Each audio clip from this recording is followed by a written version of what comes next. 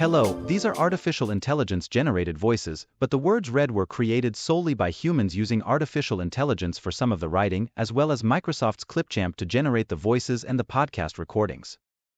Welcome back to our series on the emergency support functions that guide disaster response and initial recovery efforts.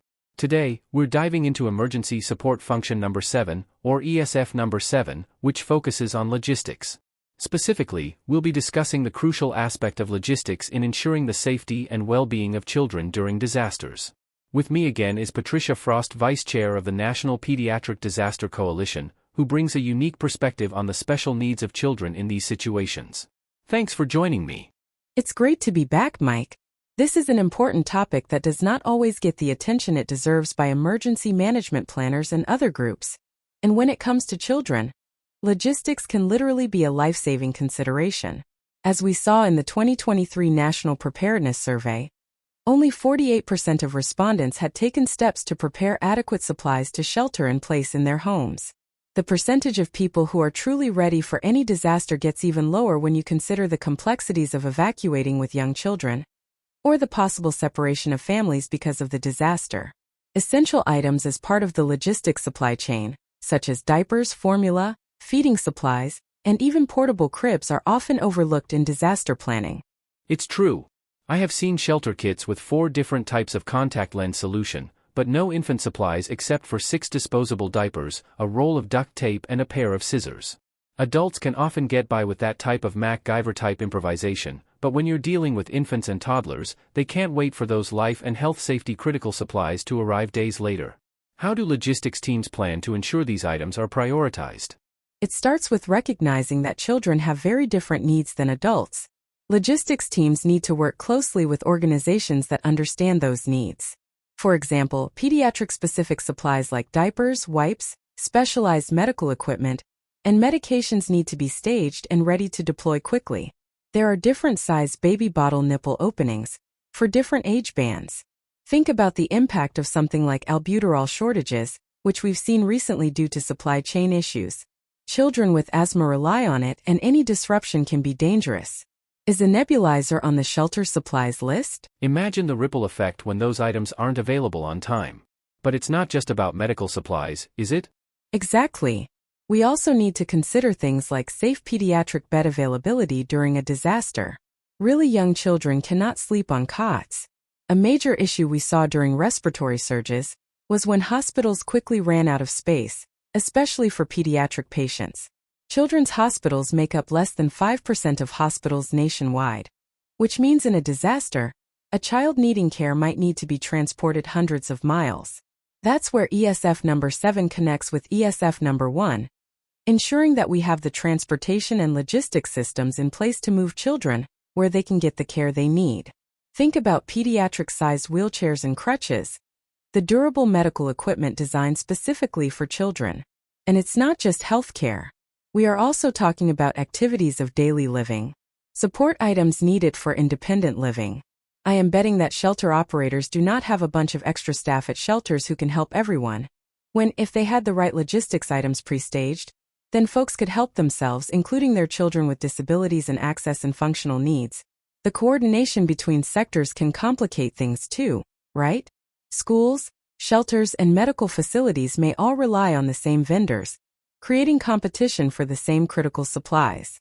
The NPDC is a healthcare-ready strategic partner, and during COVID-19, that group produced a series of incredible situation reports detailing logistics disruptions for the medical healthcare community. A link to their last report is included in the podcast notes. Welcome back, and yes, that's a huge challenge. Imagine trying to get a breast pump for a shelter and realizing the hospital down the street and 3 other shelters are also trying to restock from the same supplier. That's why it's crucial for different sectors to develop their own critical supply lists and identify secondary vendors to avoid bottlenecks. We can't afford delays when it comes to children's needs.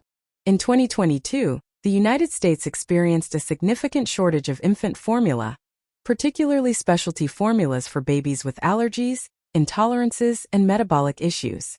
During the crisis, families formed a Facebook group, reaching out to each other on social media and connecting families with extra formula to those who needed it.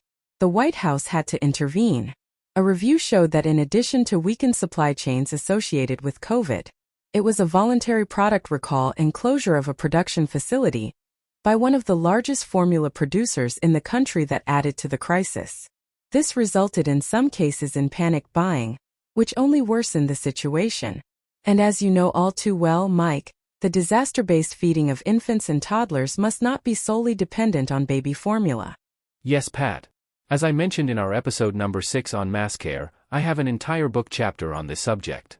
And as a bonus podcast which you will find in the podcast notes, I have made another podcast highlighting some of the local last-mile logistics aspects we still do not have blanket national solutions for, when it comes to supporting family choice in disaster shelter feeding of infants and toddlers. All this really highlights the importance of coordinated planning and communication across all sectors. What's one key takeaway for our listeners when it comes to logistics and children in disasters? Planning ahead is critical. Families, schools, shelter operators, and hospitals should all have their supply needs identified and communicated well before a disaster strikes. Children need those supplies sooner than adults, and if we're not prepared, they're the ones who will suffer most. However, there are efforts to help communities improve their pediatric supply chain preparedness, especially in healthcare. Those groups include the Children's Hospital Association, Region 5 for Kids, Healthcare Ready, and the EMS for Children Innovation and Improvement stakeholders, and you can find their contact information and resources in the podcast notes. Thank you so much for shedding light on this vital issue.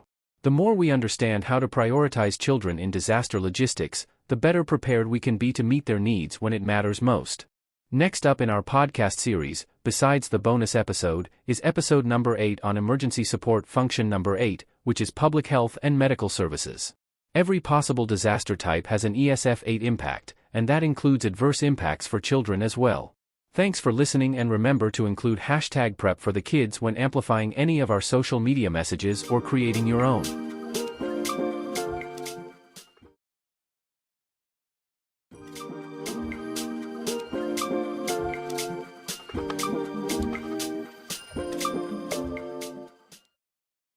Please visit us on the web at npdcoalition.org. Our vision is to support the development of a unified medical and health emergency management community to prepare, respond, and recover from emergencies and disasters.